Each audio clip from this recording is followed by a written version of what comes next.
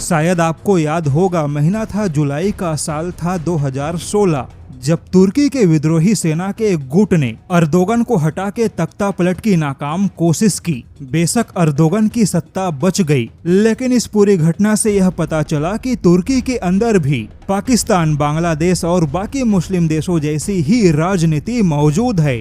तुर्की के सेना के अंदर भी मौका मिलते ही देश की सत्ता पे कब्जा करने वाले बैठे हैं। वैसे आपको बता दे कि मुस्लिम देशों के अंदर यह एक बहुत बड़ी समस्या है कि अगर मुस्लिम देशों में सेना मजबूत हुई तो फिर वह सत्ता के पीछे भागने लगती है। यही वजह है कि कई सारे मुस्लिम देश अभी भी अपनी सेना को अत्याधुनिक ट्रेनिंग और हथियार देने से घबराते हैं। वहीं कई सारे मुस्लिम देश अपनी वायुसेना को मजबूत बनाते हैं, लेकिन अपनी थल सेना को मजबूत नहीं बनाते, क्योंकि दुनिया के किसी भी मुस्लिम देश में थल सेना ही या तो सत्ता पे कब्जा करती है या फिर सरकार को ही अपने कंट्रोल में चलाती है। ऐसे में देखा जाए तो दुनिया के किसी भी मुस्लिम देश के पास में भारत जैसी सेना नहीं है। और अब तो तुर्की की सेना ने भी अप्रत्यक्ष तौर पे भारतीय सेना का लोहा माना। आपको जानकर आश्चर्य होगा कि तुर्की के पूर्व सेना प्रमुख एल्कर बागबुस, जो कि 2008 से 2010 के बीच तुर्की के सेना प्रमुख थे, उनका मानना है कि भारत की सेना बहुत ही असाधारण सेना है। भारतीय सेना के युद्ध क्षमता को समझ पाना किसी के लिए भी संभव नहीं हुआ।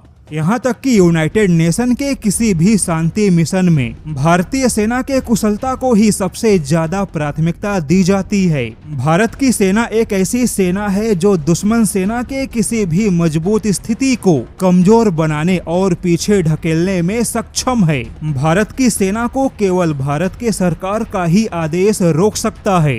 बाकी दुनिया की कोई भी सेना ना तो भारतीय सेना को रोक सकती है, ना ही पीछे ढकेल सकती है। यहाँ पर बता दे कि एल्कर बागबुस वही तुर्की के पूर्व सेना प्रमुख हैं जिन पर 2013 में अर्दोगन को सत्ता से उखाड़ फेंकने का आरोप लगा। अर्दोगन उस समय राष्ट्रपति नहीं बल्कि तुर्की के प्रधानमंत्री थे, और जब अर्दोगन 2014 में तुर्की के राष्ट्रपति बने तब उन्होंने पीएम पद को ही संविधान से हटा दिया। एल्कर बागबुस को 2013 में जेल हुई, लेकिन 2014 में जेल से बाहर आ गए।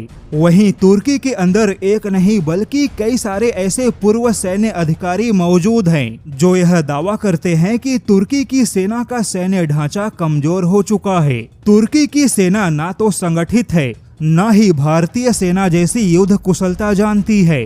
तुर्की के पूर्व सैन्य अधिकारियों का मानना है कि अर्दोगन ने तख्ता पलट के डर से तुर्की के सैन्य संरचना को कमजोर किया। अर्दोगन ने अपने सगे संबंधियों के हथियार बनाने वाली कंपनियों को बढ़ावा दिया।